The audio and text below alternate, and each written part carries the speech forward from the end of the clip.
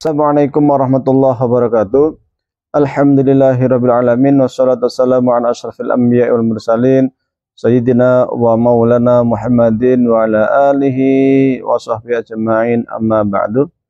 Jamaah sekalian yang saya hormati, saat ini masih ramai terkait dengan Piala Dunia yang ada di Qatar. Saya sendiri sesungguhnya tidak terlalu banyak memperhatikan dunia sepak bola karena memang saya kurang hobi dengan sepak bola. Namun melihat berita-berita yang ada di internet, memang ada sesuatu hal yang cukup menarik di dalam dunia sepak bola ini. Salah satu negara muslim yang masuk ke dalam semifinal diantaranya adalah negara Maroko yang cukup fenomenal. Satu-satunya negara dari penduduk muslim yang ada di dunia ini. Maka ada fenomena menarik ketika kemudian orang-orang yang ada di belahan dunia yang mereka itu muslim ramai-ramai untuk kemudian memberi dukungan kepada Maroko. Piala Dunia saat ini menjadi semacam promosi identitas. Identitas bagi budaya timur atau budaya Islam. Meskipun secara tidak sengaja, meskipun secara tidak disadari.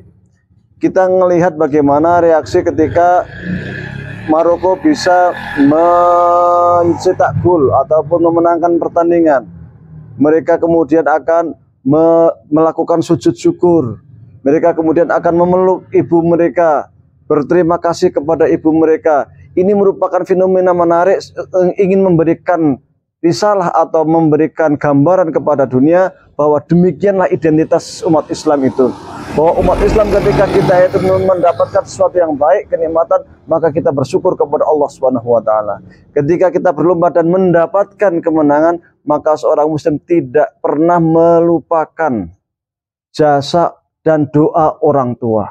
Maka kemudian para pemain itu memeluk erat orang tuanya, mencium kening orang tuanya, berterima kasih atas doa dan juga dukungan orang tua mereka, khususnya para ibu. Apalagi ibu bagi umat Islam mempunyai posisi yang sangat istimewa.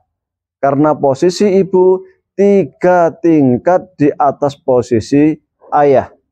Suatu kali ada seorang laki-laki yang datang kepada Rasulullah SAW, kemudian menanyakan tentang orang yang paling berhak untuk mendapatkan kehormatan, untuk mendapatkan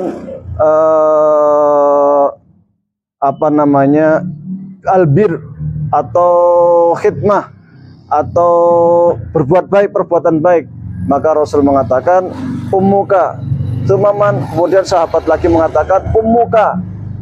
Kemudian sahabat lagi bertanya lagi, Sumaman. Rasul menjawab ummuka. Sampai 3 kali Rasulullah menjawab ummuka, ummuka, ummuka. Kemudian yang terakhir baru Rasulullah mengatakan summa abuka, kemudian ayahmu. Artinya ibu, ibu, ibu, kemudian ayah.